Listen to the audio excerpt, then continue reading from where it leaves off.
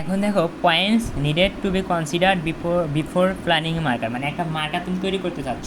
ওই মার্কার তৈরি করার আগে কোন কোন বিষয় তোমাকে বিবেচনায় আনতে হবে, মানে কোন কোন বিষয়ের দিকে গুরুত্ব দিতে হবে। হ্যাঁ, তো তার ভিতরে একটা কি মার্কার উইথ। আচ্ছা, এতক্ষণ আমরা জানলাম কি যে মার্কার কী করি, লেয়ের উপর রাখি। তো আমরা এতক্ষণ জানছিলাম যে মানে প্লাইগুলার দৈর্ঘ্যপ্রস্থ মার্কারের দৈর্ঘ্যপ্রস্থের সমান। আসলে খুব বাস্তব ক্ষেত্রে এরকম হয় না। হ্যাঁ, মনে রাখবা মার্কারের দৈর্ঘ্যটা কী হয়, ফ্যাব্রিকের দৈর্ঘ্যের চাইতে একটু কম হয়। তো মনে করে যদি তোমার মার্কার হয়, মার্কারকে কী করা হয়, ফ্যাব্রিকের উপর রাখা হয়, অর্থাৎ লেয়ের উপর রাখা হয়, তাই না? তো ফ্যাব্রিকের মানে যে ফ্যাব্রিকগুলোর উপর মানে লেতে কি প্লাই থাকে না, তো প্লাইগুলোর দৈর্ঘ্যপ্রস্থের চাইতে এই মার্কারের দৈর্ঘ্যপ্রস্থ একটু কী হয়, ছোট হয়। হ্যাঁ, তো কতটুকু ছোট হয় দেখো তো, এরকম ফ্যাব্রিক।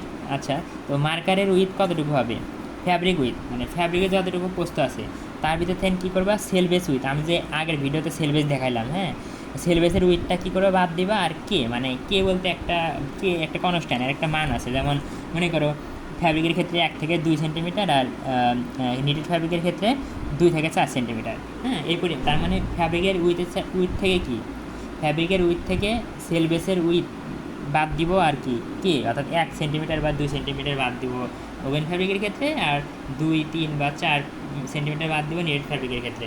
ওইটুকু বাদ দিলে আমি যতটুকু পাবো ওটা হলো আমার মার্কার উইথ। তো দেখো এই যে এটা হলো আমার ফ্যাব্রিক। হ্যাঁ, এটা পড়ে নিও, পড়লে বুঝবা।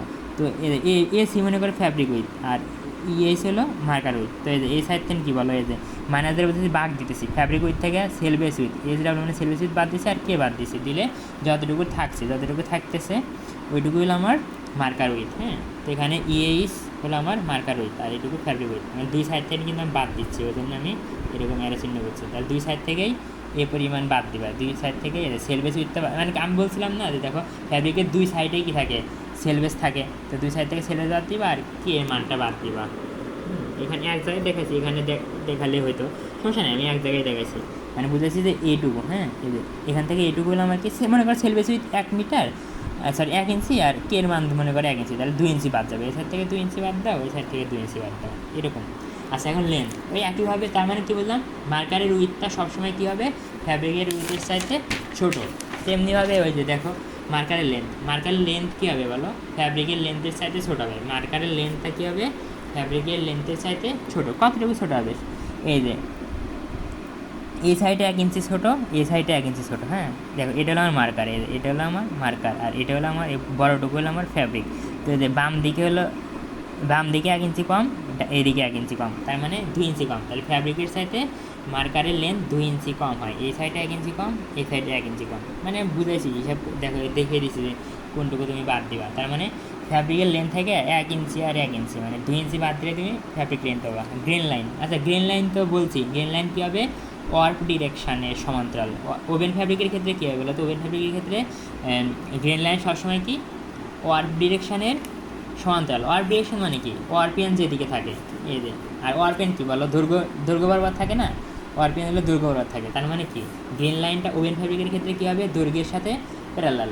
ওই যে আমি তো এর আগে বলছি দৈর্ঘ্যের সাথে কী হবে, প্যারালাল হবে। আর নিটেড ফ্যাব্রিকের ক্ষেত্রে ওয়েলস ডিরেকশন অর্থাৎ ওয়েলসের সাথে সমান্তরাল হবে, ওয়েলসের দিক বরাবর সমান্তরাল হবে। হ্যাঁ, ওটা আমি দেখাচ্ছি একটু পরে। দেখো মানে ওয়েলস তো তেমন লাগে না, এই দেখো এদিক কি ওয়েলস না, এদিক হলো ওয়েলস। তাহলে কী হবে, এদিকের সাথে কী হবে, গ্রেন লাইনটা প্যারালাল হবে। এই যে এটা হলো আমার গ্রেন লাইন, আমি অ্যারো চিহ্ন দ্বারা বুঝালাম যে এটা আমার গ্রেন লাইন। এই তো নিটেড ফেব্রিকের ক্ষেত্রে ওয়েলস বরাবর ওয়েলসের দিকের সাথে সমান্তরাল, আর ওভেন ফ্যাব্রিকের ক্ষেত্রে দৈর্ঘ্যের সাথে সমান্তরাল হয়। আচ্ছা, লেন্থ অফ কাটিং টেবিল মনে রাখবো, কাটিং টেবিলের বিষয়টা অবশ্যই মানে বিবেচনায় আনতে হবে। এবং কাটিং টেবিলটা কী হবে, অবশ্যই সাধারণ মানে ভালোভাবে কাজ করার জন্য, অপারেশন বলতে এখানে কাজ বুঝাইছি, ভালোভাবে কাজ করার জন্য তোমার টেবিলের লেন্থটা অবশ্যই একটু হলেও ফ্যাব্রিকের চাইতে বড় হবে। টেবিল লেন্থ নিয়ে অনেক পড়াশোনা আছে আজ স্যারের পরে, ওটা পরে কথা। আচ্ছা, এখন দেখো কনস্ট্রেইনস অফ মার্কার প্ল্যানিং। আচ্ছা, কনস্ট্রেইনস বলতে বাধা বিপত্তি মানে সমস্যা। তুমি মার্কার যে তৈরি করবা তখন কী কী ধরনের সমস্যা তোমাকে ফেস করতে হবে। তো যে সমস্যা তুমি ফেস করবো, ওই সমস্যাগুলোকে আমি বলতেছি কনস্ট্রেইনস। হ্যাঁ, মানে কোন একটা গ্রেন লাইন একটা সমস্যা হতে পারে, গ্রেন লাইন একটা সমস্যা। কেমন সমস্যা, আচ্ছা আমি চাইলেও কিন্তু আমি ইচ্ছা মতো মার্কারের উপরে কিন্তু আমি ইচ্ছা মতো প্যাটার্নকে বসাতে পারি না, কারণ আমার প্যাটার্ন বসানোর ক্ষেত্রে কী করতে হয়, আমার খেয়াল রাখতে হয় আমার এই প্যাটার্নের যে গ্রেন লাইন থাকে ওই গ্রেন লাইন যেন কী হয় বলো তো, ওই যে মার্কারের দৈর্ঘ্যের সাথে প্যারালাল হয়। আমি চাইলে কিন্তু মার্কারের দৈর্ঘ্যের সাথে লম্বভাবে প্যাটার্নকে বসাতে পারি না। তো এই ক্ষেত্রে আমি কী বুঝেছি, দেখো এরা মনে করে আমার মার্কার, এটা হলো আমার পুরোটুকু মার্কার। এখন এইটুকু এইদিকে মানে দৈর্ঘ্য বরাবর কি 2 ইঞ্চি ফাঁকা আছে, দৈর্ঘ্য বরাবর 2 ইঞ্চি ফাঁকা আছে। তো এখন এই যে আমি যদি আচ্ছা এইদিকে কী বলো 5 ইঞ্চি, এদিকে 5 ইঞ্চি, তো আমার এই দৈর্ঘ্য দেখো এই প্যাটার্নটার দৈর্ঘ্য 4 ইঞ্চি, তাহলে যেহেতু 5 ইঞ্চি জায়গা ফাঁকা আছে, আমি চাইলে কিন্তু এইভাবে এখানে এই জায়গাটুকুতে মানে এই জায়গাটুকুর দেখো এই জায়গাটুকুর ভিতরে কিন্তু এটা বসাতে পারতাম, কিন্তু কেন পারতেছি না, আমি যদি এইভাবে বসাই মানে খাড়া করে এখানে বসাই, হ্যাঁ আমার জায়গা ফাঁকা আছে 5 ইঞ্চি কিন্তু 4 ইঞ্চি, হ্যাঁ বসবে ঠিক আছে, কিন্তু গ্রিন লাইনটা তখন কী হবে বলো তো, এই তোমার এই গ্রিন লাইনটা তখন কী হবে, এই দৈর্ঘ্যের সাথে কিন্তু প্যারালাল হবে। তার মানে কি আমি গ্রিন লাইনের কারণে কিন্তু বসাতে পারতেছি না। এখন এই দিক বরাবর যে বসাবো গ্রিন লাইন ঠিক রেখে যখন এটাকে এইভাবে বসাবো, মানে এই যে গ্রিন লাইন ঠিক রেখে, তার মানে কি এইভাবে ঘুরে বসবে না, এই যে এরকম করে, তাই না, এই যে এইভাবে যে বসাবো, মানে এই যে দেখো খেয়াল করে এইভাবে যে বসাবো, হ্যাঁ এইভাবে বসাতে পারতেছি না, কারণ কি দেখো এর দৈর্ঘ্য কত বলো, এর দৈর্ঘ্য হলো 4 ইঞ্চি, মানে এই যে এর দৈর্ঘ্য হলো 4 ইঞ্চি, কিন্তু আমার জায়গা ফাঁকা আছে কি 2 ইঞ্চি, তার মানে আঁকতেছে না। তার মানে কি গ্রিন লাইনে আমার সমস্যা করছে, তার মানে গ্রিন লাইনের কারণে কী বলো তো, আমি অনেক সময় জায়গা থাকা সত্ত্বেও আমার সুবিধা মতো আমি প্যাটার্নকে মার্কারের উপর বসাতে পারি না। এই জন্যে গ্রিন লাইন একটা আমার কী বলো কনস্ট্যান্স, মানে একটা বাধা বা সমস্যা। ফ্যাব্রিক সিমেট্রি অ্যান্ড অ্যাসিমেট্রি, শুধু এটুকু জানো যে মানে ফ্যাব্রিক সিমেট্রি হয় তাহলে কোনো সমস্যা হয় না, মানে সলিড ফ্যাব্রিকগুলো যেমন, আর অ্যাসিমেট্রিক্যাল হলে অনেক সমস্যা হয়, ওই জন্য স্পেশাল অ্যাটেনশন মানে একটু আলাদা করে গুরুত্ব দিতে হয় ওই লাগে তোমার অ্যাসিমেট্রিক ফ্যাব্রিকের দিকে। আচ্ছা এখন ক্যারেক্টারিস্টিক্স অফ গার্মেন্টস ডিজাইন। আচ্ছা গার্মেন্টস ডিজাইন বলতে এখানে বোঝাচ্ছি যে এখানে মানে বিভিন্ন রকমের ডিজাইন আছে, তো এখানে বোঝাচ্ছি যে ফ্যাব্রিকটা স্ট্রাইপ ফ্যাব্রিক নাকি মনে করো চেক ফ্যাব্রিক এরকম। তো ফ্যাব্রিক যদি স্ট্রাইপ হয়, হ্যাঁ দেখো এটা মনে করো আমার বডি পার্ট, হ্যাঁ আর এটা কি, এটা হলো আমার ইয়ক। আচ্ছা স্ট্রাইপের এটা কি আমার স্ট্রাইপ না, স্ট্রাইপের ক্ষেত্রে কী হয় বলো তো, এটার সাথে কিন্তু এটা মিলাতে হবে, মানে একই লাইন বরাবর রাখতে হবে, এরকম মনে করো এটা সবুজ কালার, এই সবুজ কালারের সাথে এই সবুজ কালার একই বরাবর, মানে এই স্ট্রাইপের সাথে এই স্ট্রাইপ কি মানে একই বরাবর কিন্তু রাখতে হয়, নাহলে কিন্তু জিনিসটা খারাপ হবে। তো এরকম ঠিক করা একটু পেন, অনেক সময় ঠিক করা কী হয় ঝামেলা হয়ে যায়।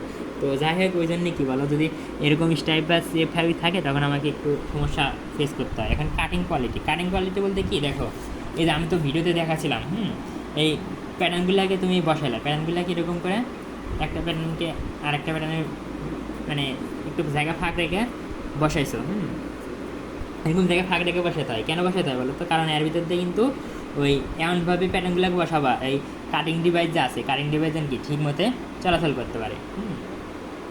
তো এই জন্য আমি চাইলেও কিন্তু কি নিজের ইচ্ছা মতো খুব সাইডে বসাতে পারবো না, তারপরে আমার ইচ্ছা মতো ওই যে এখানে বসাতে পারবো না, মানে আমার তো ওই এমনভাবে বসাতে হবে যাতে কী করতে হবে, ওই নাইফটা খুব ভালোভাবে এরকম স্মুথলি মানে মুভ করতে পারে, মানে চলাচল করতে পারে।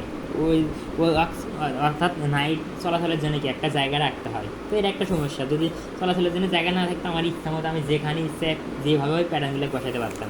আর একটা কথা হলো কাউন্টিং, মানে কতটা প্যাটার্ন পিস তুমি কাটছো, একটা প্যাটার্ন, দুইটা প্যাটার্ন, তিনটা, এরকম কতগুলো প্যাটার্ন তুমি কাটবা, ওই প্যাটার্নগুলো কী করবা গণনা করবা, মানে কাউন্ট করবা 5টা কাটছে না 10টা কাটছে। আচ্ছা মনে করো 5টা গার্মেন্টস বানাবা, কি 5টা গার্মেন্টস বানাবা মানে 5টা টি শার্ট বানাবা, তাহলে 5টা টি শার্ট বানানোর জন্য প্যাটার্ন লাগবে, প্যাটার্ন বা গার্মেন্টস পার্টস একই কথা। তো 5টা টি শার্ট বানানোর জন্য কিন্তু তোমার 20টা প্যাটার্ন লাগবে। তো তুমি মনে করো গোনো নাই, মার্কা যখন তৈরি করছো কাটছো, মার্কারকে কাটলা মানে লেগে কাটলা, তখন তুমি পার্টস সংখ্যা গোনো নাই, মানে প্যাটার্ন সংখ্যা গোনো নাই।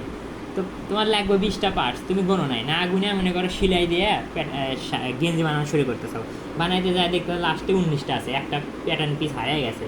তো এরকম যেন না হয়, তুমি সঠিকভাবে গুনবা যে আমার 20টা দরকার 20টায় আছে কিনা, এই জন্য কাউন্ট করতে হয়, অর্থাৎ প্যাটার্ন পিস বা গার্মেন্টস পার্টসকে কাউন্ট করতে হয়। লেভেলিং মানে কি বলো তো, লেভেলিং দুইটা এল দিলে হয়, একটা এল দিলে হয়, আমেরিকান ব্রিটিশ যা হয় ওইগুলো কিছু না, সবাই জানো। লেভেলিং মানে নামকরণ করা, এই যে প্যাটার্ন পিস যে তুমি তৈরি করলা, হ্যাঁ প্রত্যেকটা প্যাটার্ন, এই প্যাটার্ন পিসটা কোন সাইজের গার্মেন্টসের, এক্স মানে করো এল সাইজের টি শার্টের নাকি এম সাইজের টি শার্টের, এরকম সাইজ অনুযায়ী যদি এটা যদি মনে করো এই প্যাটার্নটা যদি হয় এল সাইজের টি শার্টের, তখন এর উপর কী লিখে দেবে, এরকম এল লিখে দেবে, যে নাম লিখে দিলাম, মানে সাইজ অনুযায়ী নাম লিখে দিলাম, এটা হলো লেভেলিং করতে হয়। নাহলে মনে করো তুমি যদি লেভেলিং না করো, তুমি তো বুঝতে চাও না যে এই প্যাটার্নটা এল সাইজের টি শার্টের না এম সাইজের টি শার্টের। তুমি এল সাইজের টি শার্টের সাথে এল সাইজের টি শার্টের সাথে এম সাইজের টি শার্টের পার্টস যোগ করে মানে সেলাই করে টি শার্ট বানালে তাহলে কি হলো, হয় না আর কি, তাহলে হবে না কিন্তু।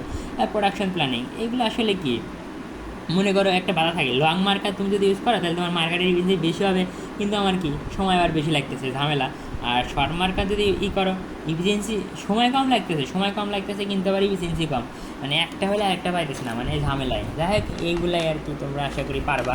এমনি যদি আমি আরেকটা জিনিস দেখাই, এই দেখো এখানে কি বলো, এটা ঠিক আছে, এই দাগের সাথে এগুলা মিলছে, মানে মনে করি সবুজের সাথে সবুজ মিলছে, এই ক্ষেত্রে কি এর সাথে কিন্তু এই স্টাইপটা মেলে নাই, হ্যাঁ, তো আমার কিন্তু স্টাইপকে মিলাতে হবে, আর এই স্টাইপ মিলাই না একটু ঝামেলা আর কি।